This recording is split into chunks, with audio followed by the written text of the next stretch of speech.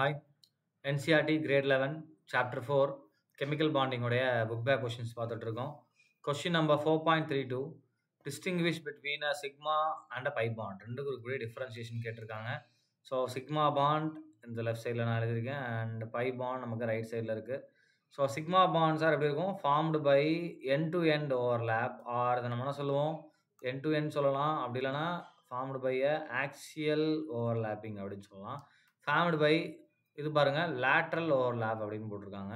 So lateral overlap அப்படின்னு சொல்லலாம், அப்படி இல்லைனா என்ன பண்ணலாம்? சைடு வைஸ் ஓவர்லேப் அப்படின்னு சொல்லலாம்.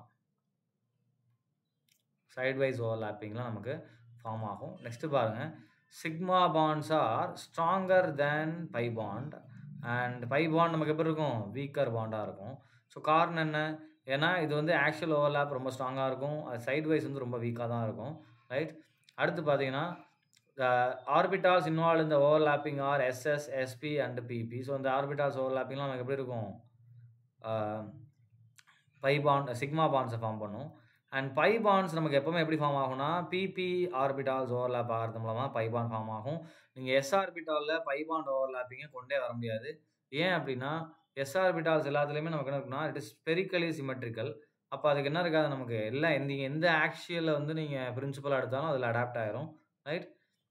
பிரின்சிபல் ஆக்சிஸ் எடுத்தாலும் அதில் அடாப்ட் ஆயிரும். அடுத்து பாருங்கள், இந்த electron cloud symmetrical around the internuclear axis.